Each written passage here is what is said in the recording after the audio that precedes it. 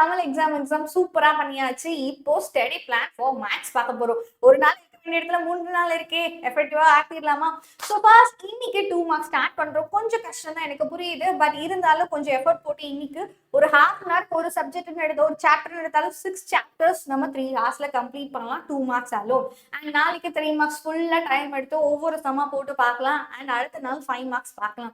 அடுத்து இன்னொரு 3 நாள் இருக்கு, என்ன பண்ணலாம் அப்படின்னு கேட்டீங்கன்னா சண்டே ஒரு பேங்கா எல்லா சாப்டர்ஸோட ரிவிஷனும் பக்காவா பார்க்க போறோம்.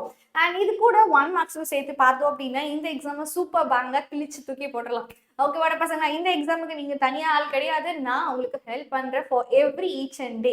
எல்லாத்தோட பிரசன்ஸும் 7:30 PM நம்மளோட சேனல்ல வந்துருங்க. We have live sections for 12th maths quarterly exam ப்ரிப்பரேஷனுக்காக.